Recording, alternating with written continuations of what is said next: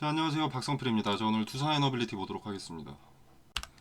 자, 일단 미국의 행보가 주식시장에 크게 영향을 미치는 것은 다들 알고 있으실 겁니다.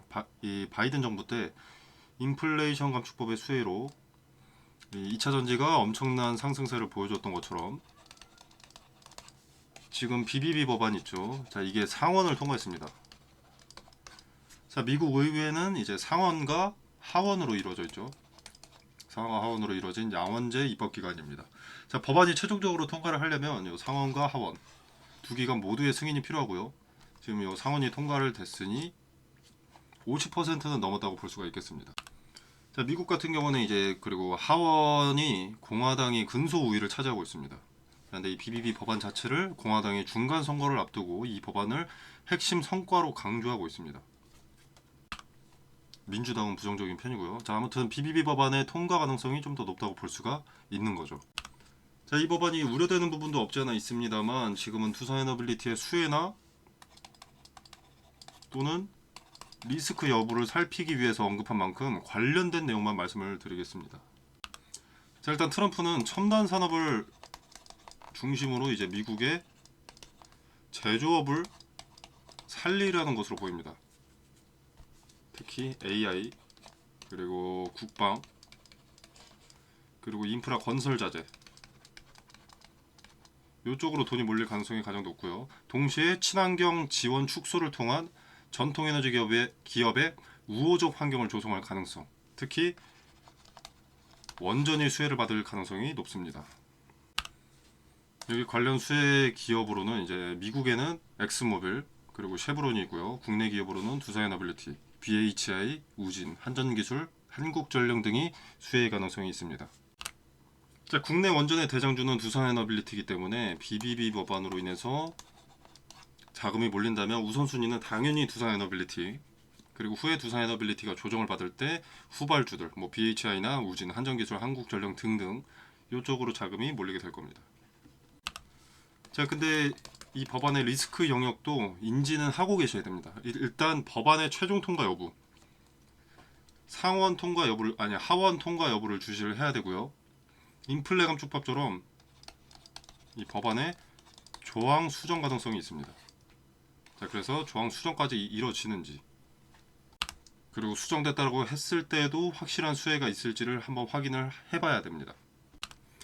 자, 관련 내용 나오는 것이 있다면 이제 주가에 어떤 영향을 미치는 내용인지 차후에 텔레그램 방에서 공유하도록 하겠습니다. 자, 그리고 이제 또 하나의 리스크는 자, 연방 부채가 증가하면 이게 금리 인상으로 이어질 수 있습니다. 그리고 금리 인상이 실행되면 시장 변동성이 증가할 수밖에 없죠. 당연히 우리는 금리 인상을 겪었습니다. 자, 이렇게 되면 어떻습니까? 변동성이 증가하니까 뭐 외국인들 자금이라던가 이제 펀드들 자금 이탈이 커집니다. 자금 유입은 없어지고 이탈은 커지죠. 그렇게 되면 이제 국내 주식시장 자체가 침체될 수가 있기 때문에 이 부분도 경계를 해야겠습니다. 쉽게 말해서 금리가 인상되면 대량으로 들어오던 수급이 두산에너빌리티뿐만 아니라 코스피, 코스닥 자체에 들어오는 돈이 적어지면서 주가 상승이 쉽지 않고 하락은 쉬워지기 때문에 이게 어떻게 되는지 좀 지켜보셔야 되고요. 금리 인상 내용 잘 모른다고 그냥 넘어가면 안 됩니다. 금리가 인상돼서 주식시장이 침체가 되게 되면 호재가 있어도 뭐 예를 들어서 20% 오를 거 5% 오르고 끝나는 게 금리 인상입니다. 자, 그리고 이제 법안 최종 내용에 따라서 폭등하는 섹터가 생기고요. 침체되는 섹터가 생깁니다. 자, 끝모르고 상승하던 2차 전지 그리고 전기차의 수요가 트럼프 당선으로 끝난 것처럼 법안의 최종 내용을 면밀히 살펴볼 필요가 있겠고요. 해당 법안에 따라서 수혜를 받을 수 있는 기업들을 간추려서 텔레그램 방에서 따로 추천드리도록 하겠습니다. 그리고 이제 두산에너빌리티가 어떤 영향을 받을지, 리스크가 더 클지 메리트가 더 클지 근거와 함께 내용 공유하겠습니다. 자, 그리고 좀 보시면은 이거 창을 좀 늘려서 지금 대차거래 추이거든요. 두산에너빌리티. 대차 잔고가 좀 주나 싶었는데 이렇게 대차 잔고가 좀 주나 싶었는데 다시 늘어가고 있습니다. 대차 잔고가 늘고 있다는 것은 이제 공매도 리스크가 조금씩 늘고 있다는 거죠. 실제 리스크에 더해서 투자자들의 투심이 부정적이어질 수 있습니다. 고점에 오래 머무를수록 리스크는 커질 수밖에 없죠, 당연히. 자, 지금 차트를 보면 61,200원대 선을 하나 그어놨습니다. 자, 이 자리가 꽤 의미가 큰 자리입니다. 여기서 돌파 시도가 있던 자리, 강력한 저항이었던 자리죠, 요 당시에는. 그러고 나서 돌파하니까 내려올 때 지지가 되는 자리였는데 이게 오늘 꺾였습니다. 다시 여기서 저항이었다가 여기서 지지였다가 오늘 다시 저항이 됐죠. 자, 이 자리가 의미가 큰 자리이기 때문에 좀 지지가 되어 줬어야 되는데 바로 무너지고 저항 포지션을 잡게 됐습니다. 이 자리가 지지됐다면 좀 더 관망하기 괜찮은 자리였는데 무너졌기 때문에 리스크가 조금은 더 올라갔다 라고 볼 수 있습니다. 근데 그렇다고 섣불리 대응하기보다는 잠시 지켜보는 게 좋습니다. 자, 바로 밑에 21선 이평선에 지지를 받았기 때문에 다음 거래일들의 이 62,000원대 61,000원대군요. 61,000원대를 회복할지 아니면 이 이평선 21선마저 이탈할지를 지켜보고 대응하는 것이 좋아 보이고요. 21선의 지지를 시작으로 다시 올라가서 요 의미가 있는 요 자리에 안착할 수도 있습니다. 자, 물론 저항을 돌파하지 못한다면 매도 라인을 잡아야 되는데 지금 캔들 보시면 오늘 캔들 보시면 이렇게 윗꼬리가 길게 달렸습니다. 좀 확대해서. 자, 오늘 장중 3.39% 약 3.4%의 상승이 있었는데 이게 최근 거래일들의 매물을 소화하는 캔들로도 볼 수가 있습니다. 자, 요 자리까지죠. 여기에 물량을 소화하는. 자, 이런 저항 매물들을 무시하고 올라올 수는 없는 겁니다. 그래서 한 차례 소화하는 그림이 나오고 있기 때문에 다음 거래일들을 지켜봐야 되고요. 다음 거래일에 나오는 캔들이 주가 추세를 이어갈지 아니면 긴 조정에 들어갈지를 나타내는 아주 유의미한 지표라고 할 수가 있습니다. 자, 지금 상황이 그렇게 부정적이지만은 아닌 게 내 스탠스를 정할 수 있는 기준을 얻을 수밖에 없는 구간에 있기 때문에 나쁘지 않은 상황이라고 볼 수 있습니다. 지금 상황이 의미하는 것이 무엇인지 파악할 수 있는 시점에 있는 거니까요. 지금은 이제 리스크를 애써 외면하지만 않는다면 좋은 힌트, 좋은 정보를 가져갈 수 있습니다. 자, 그리고 이제 이후의 주가 전망 같은 경우에는 위로 저항벽들이 강력합니다. 지금 이 자리에 매물대가 쌓여 있고요. 지금 이 선에 가려져 있는데, 그리고 여기 고점, 전고점, 여기도 저항벽이 상당히 강력하죠. 돌파 시도가 좌절된 자리들이 수렴되어 있기도 하고요. 요 자리는 3차례, 요 자리는 2차례. 매물도 좀 쌓인 자리이기 때문에 단기간에 이런 고점들을 돌파하기는 좀 쉽지 않습니다. 자, 그래서 비중 축소로 가닥을 잡아야 하는 거고요. 자, 그리고 이제 위에 저항의 자리들을 돌파하려는 시도라도 있으려면 7월 9일은 좀 넘어줘야겠죠. 자, 투자 경고 종목 지정 예고 때문인데, 자, 이걸 달고도 상승하는 종목들은 꽤 있어 왔지만, 자, 투격 딱지를 달게 되면 개인들의 투심이 위축되는 것은 피할 수가 없습니다. 개인들이 매수보다 매도에 중점을 두는 것은 세력이 원하는 상황이 아닙니다. 그렇기 때문에 주가를 주도하는 주체인 세력도 투경 딱지들은 좀 피해가는 모습들이 나오는 거고요. 자, 그래서 안전하게 7월 8일까지는 관망하시는 게 좋습니다. 자, 그리고 최근 공시인 거래처와의 거래 중단 있죠. 이거 기존에 있던 공시를 정정한 겁니다. 자, 이게 직전 영상에서 말씀을 드렸었는데 직전 영상이 조회수가 안 나온 걸 보니까 많은 분들이 못 보신 것 같아서 또 한번 설명을 드리는데, 단기간 주가에 영향을 주는 악재가 아니고요. 자, 이게 좀 짧게 설명을 드리자면 거래처 공급 중단 공시가, 자, 기존 공시의 입찰 참가 제한, 자, 여기 있습니다. 이게 효력 정지 기간이 2025년 7월 15일까지였으나 2025년 6월 30일 대구 고등법원의 집행정지 인용 결정에 따라서 항소심 판결 선고일로부터 30일까지 효력 정지가 연장됐다는 내용입니다. 이게 뭔 말이냐면, 자, 원래는 7월 15일까지 효력 정지 기간이었어요. 근데 집행정지 인용 결정에 따라서 30일까지, 최대 30일까지 항소심 판결 선고일로부터 연장이 되면서 관급 공사가 지속적으로 더 들어올 수 있다는 거죠. 효력 증지가 되고 있다. 그러니까 더 쉽게 말하자면, 자, 입찰 참가 제한.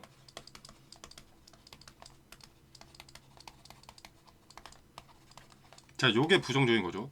이 자체가 부정적인 건데, 두산에너빌리티가 이 부정적인 것이 집행되지 않도록 집행 정지 기간을 늘린 겁니다. 기간을 늘렸다. 항소심 판결 선고일로부터 30일까지. 그래서 입찰 참가 자격에는 당분간 제한이 없는 거죠. 영향이 없는 거죠. 물론 리스크는 리스크인데 리스크가 연기됐다라는 겁니다. 뭐 지속적으로 항소심이 진행 중이긴 상황이긴 합니다만 법적 리스크는 완전히 종료된 것은 아닙니다. 지금 당장은 신경 쓸 필요가 없는 내용이고요. 주가에 영향을 미칠 시점이 오면 그때 또 텔레그램 방에서 디테일을 설명드리겠습니다. 물론 알고는 있기는 해야 됩니다. 왜냐면은 이게 두산에너빌리티 사장이 장관 후보로 지정이 된 내용 아시죠? 장관 후보. 자, 이익을 추구하는 민간기업 사장이 정책의 리더가 된다라면 당연히 두산에 좋은 쪽으로 가닥을 잡는다. 수혜가 가장 크다는 것은 당연하죠. 그리고 김정환 사장은 두산에서 원자력 사업을 총괄하던 인물이기 때문에 당연히 두산에너빌리티에는 호재로 받아들여집니다. 한 개 기업의 사장이 한 국가의 정책 리더가 된다는 자체가 의미가 크다고 볼 수 있습니다. 자, 근데 문제가 뭐냐면, 자, 우리나라 원전 프로젝트의 80%를 한수원과 함께 두산에너빌리티가 가져옵니다. 자, 근데 두산에너빌리티가 지금 뭐가 걸려 있죠? 입찰 참여 제한이 걸려 있습니다. 이게 7월 30일까지죠. 만 한 달 정도 남은 겁니다. 자, 근데 원전 프로젝트를 한 달 안에 다 뽑아낼 수 있겠습니까? 불가능하죠. 꽤나 장기 프로젝트일 수밖에 없는데 7월 30일까지는 시간이 너무 촉박합니다. 자, 이 내용을 우리만 아는 게 아니죠. 기관이나 외인 등의 세력의 자금 이탈 계획, 엑시트 계획이 있을 수도 있는 겁니다. 자, 그래서 단기적으로 수급이 좀 빠졌다고 보고요. 저는 단기 고점이 현재 7만원, 아이고, 68,000원, 7만원 요쯤이라고 봅니다. 7만원 초중반선. 자, 물론 재료 자체는 상당히 강력합니다. 향후 수출 확대나 중동 그리고 동유럽 시장 이런 쪽 공략이라던가 이제 정부 주도의 외교라던가 기술 결합의 가장 큰 관련주로 엮이기 때문에 결국 원전 관련해서 수급이 집중될 종목은 두산에너빌리티가 맞습니다. 그래서 잠깐의 기간 조정, 가격 조정이 동반될 수밖에 없다라고 생각을 하는 거고요. 현재는 리스크가 반영될 시점이기 때문에 지금은 비중을 축소하고, 기업 자체는 비전 있는 기업, 수혜를 톡톡히 볼 기업이기 때문에 추후에 있을 저점에 매수를 하자는 겁니다. 7만원 이상은 절대 못 가니까 팔아라 이런 게 아닙니다. 개인적으로 저는 두산에너빌리티는 7만원은 무조건 넘는다고 생각을 하고 있어요. 넘어야만 할 만큼 메리트 있는 기업이라고 생각을 하고 있습니다. 근데 단기간은 아닙니다. 지금은 아닙니다. 지금 관점을 돌려서 매도 관점에서 최대한의 이익을 챙기고 리스크를 맞닥뜨린 이후에 저점에 다다랐을 때, 그때 챙겨뒀던 시드머니로 평단을 낮추고 수량을 더해서 결국적으로 극한의 이익과 리스크 최소화를 동시에 가져가자, 이게 상책이다라고 말씀을 드리고 싶은 겁니다. 제가 지난 영상들에서 좀 공격적으로 좀 극단적으로 말씀드린 부분이 있는데, 그래야 여러분이 관점을 달리 보고 호재에만 귀를 기울이는 것이 아니라 이제 리스크도 함께 보면서 건강한 투자를 하게 될 거라고 생각해서 좀 공격적인 언사를 사용했던 겁니다. 7만원은 넘길 것이다 라고 하면 그럼 가만히 있어도 되겠네? 이렇게 안일하게 생각하실까봐요. 리스크 최소화에 중점을 뒀고 비중을 축소해야 된다는 것을 수용할 수 있었다면 요 7만원대에도 팔 수 있었죠. 저는 요때도 팔아야 된다고 말씀을 드렸습니다. 자, 지금 당장 제 채널에 영상을 찾아보셔도 내용이 많이 있기 때문에 없는 말 취하는 게 아니라고 말씀을 드리고 싶고, 뭐 아무튼 중요한 것은 지금 상황에서 주가의 추세를 결정할 자리인 이 자리와 이런 자리들, 기준이 명확합니다. 지지와 저항 같은 것들이 명확하기 때문에 각각의 자리를 터치했을 때 거리가 얼마나 동반되느냐에 따라서 세력의 스탠스를 확인할 수 있습니다. 그리고 세력의 스탠스를 확인하게 되면 우리의 포지션도 정할 수가 있죠. 주가를 만드는 놈들이 주가를 위로 만들지 아래로 추세를 꺾어버릴지를 알 수 있다는 거니까요. 대량 거래를 동반해서 뭐 예를 들어서 지금의 이 자리나 아니면 이 자리나 저항과 매물을 돌파를 한다면 저점을 높인 것이고, 마찬가지로 아래를 터치하고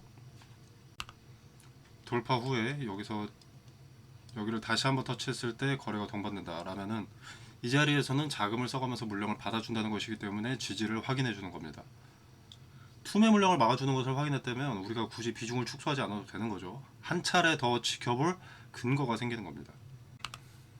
근데 지금 이 자리를 저항으로 둔 입장에서 돌파 시도가 없거나 돌파 시도를 했는데 좌절된다라고 하면은 그럼 아주 강력한 저항의 요소가 추가되는 겁니다. 그렇기 때문에 그때는 분할로 비중을 축소하는 것이 현명한 선택이 되는 거죠. 자, 그래서 차트라는 것은 수행성이지만 많은 정보를 내포하고 있는 겁니다. 텔레그램방에서 근거에 따라서 무슨 포지션을 잡아야 할지와 매수 타점, 매도 타점을 말씀드리겠고요. 그리고 이제 두산 에너빌리티 같은 경우에는 폭락이 아닙니다. 뭐 악재가 발생해서 폭락하는 게 아니라 기업의 비전은 명확하지만 시세 차익으로 인한 가격 조정, 기간 조정이기 때문에 전량 매도가 아니라 분할 매도로 비중을 축소하고 거기서 생긴 차익으로 추후 조정이 끝마무리 되어 간다는 흔적이 발생하면 그때는 분할 매수로 비중을 더할 그 분할 매도 타점과 분할 매수 타점까지 공유 드리도록 하겠습니다. 자, 그리고 이 매동 있죠. 투자자별 매매 동향, 이거 의미 없습니다. 어차피 누가 샀건 누가 팔았건 변하지 않는 객관적인 팩트는 거래 대금입니다. 거래 대금. 이 종목에 얼마가 들어왔는지는 거래 대금이 말해주는 겁니다. 얼마에 들어왔는지는 이 캔들이 말해주는 거고. 결국 주가는 거래 대금이 결정하기 때문에 외인이 샀고 팔았고 기관이 샀고 팔았고 개인이 어쨌고 뭐 중요하지 않습니다. 이것만 보고 대응하면 이용당하기 딱 좋은 겁니다. 매동만 보고 대응하면. 그래서 그냥 가장 순수하지만 가장 확실한 지표인 요 거래 대금만 보시면 되겠습니다. 자, 뭐 외인이 뭐 4만 원대에 집중적으로 샀다. 이런 거 전혀 의미 없습니다. 자, 하루 만에 매수 매도 의견이 바뀌는데 여기서 해답을 찾으려는 자체가 하수입니다. 매동을 보여주는 놈들은 걸으면 된다는 말씀을 드리고요. 분량 채우려고 스크립트 늘어뜨려 놓는 것밖에 안 됩니다. 자, 그리고 세력이라는 존재는 한 명이 아닙니다. 집단이지. 그 집단은 소수 계좌 단일 거래를 피하기 위해서 모든 주체에 나눠져 있습니다. 개인에도 있고 외인 계좌에도 있고 기관에도 있는 겁니다. 그래서 매동이 의미가 없는 거고요. 자, 이 부분 인지하시길 바라겠고요. 자, 아무튼 다음 거래일들에 나타나는 캔들과 거래 대금이 중요한 의미를 갖고 있다. 추세를 나타내는 정보를 갖고 있다고 말씀드린 만큼 텔레그램방에서 다음 거래들의 주가 추이에서 유의미한 흔적이 어떤 것들이 나왔는지 말씀드리고 매수, 매도 중에서 어떤 관점을 갖고 접근을 해야 할지 근거를 포함한 디테일을 말씀드리겠습니다. 자, 텔레그램방 참여는 영상 설명란에 보시면 더보기 버튼이 있습니다. 그 버튼을 누르시면 이렇게 텔레그램방 링크가 기재가 되어 있고요. 이 공간 안에서 제공되는 정보 일체의 금전을 요구하지 않습니다. 투자의 기준과 근거들을 설명드리고요. 그리고 이제 개별 종목, 그러니까 두산 에너빌리티 같은 이런 종목의 대응 이외에도 추천 종목을 언급을 드립니다. 자, 수익률은 이렇게 나와 있고요. 자, 보시면 하루하루 주말을 제외하고 거래일에는 매일 말씀을 드립니다. 물론 매수를 하게 되신다면 매도는 이제 보유자의 영역이기 때문에 여러분이 뭐 5%에 팔든 9%에 팔든 뭐 30%에 팔든 그것은 여러분의 자유고요. 자, 그리고 이제 검색기 설정법, 그리고 종가 매매나 시초가 매매 꿀팁 등 여러가지 투자에 도움이 되는 정보들을 공유하고 있으니까 관심 있으신 분들은 한번 확인해 보시길 바라겠습니다. 그리고 도움이 되신다면 구독과 좋아요를 좀 부탁드리도록 하겠고요. 여러분의 투자에 도움이 되시길 바라면서 마무리하도록 하겠습니다. 감사합니다. 자, 그리고 앞서 말씀드렸던 내용인데요. 아까 BBB 법안이, 미국의 BBB 법안이 상원만 통과했고 하원 통과를 기다린다 라고 말씀을 드린 것 같은데, 미국의 BBB 법안이 상원, 하원을 모두 통과를 했습니다. 자, 이제 트럼프 대통령의 서명 후 공식적으로 시행되는 법안이죠. 자, 바이든 정부의 인플레 감축법 때문에 2차 전지가 막대한 상승세를 보여줬던 것 여러분도 기억을 하실 겁니다. 자, BBB 법안에도 수혜주는 있기 마련이고 그에 따라서 주식시장의 섹터 순환매의 다음 차례가 기다린다 라고 볼 수가 있겠습니다. 자, 이번 BBB 법안의 예측되는 수혜 테마는 AI, 방산, 방위산업, 그리고 전통에너지입니다.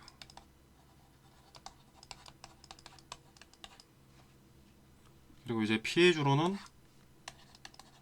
2차전지, 전기차를 꼽을 수 있고요. 자, 바이든 정부 때 2차전지 상승세를 목격하신 분들은 이런 법안의 세부 내용이 돈이 되는 정보라는 것을 인지하고 계실 겁니다. 아직 세부 조항이 나오지는 않았지만 세부 조항이 추려지는 대로 텔레그램방에서 국내 수혜주 중 가장 가능성이 높은 종목들을 정리해서 자료를 공유할 계획입니다. 자, 원하시는 분은 참고 한번 해보시면 되겠습니다.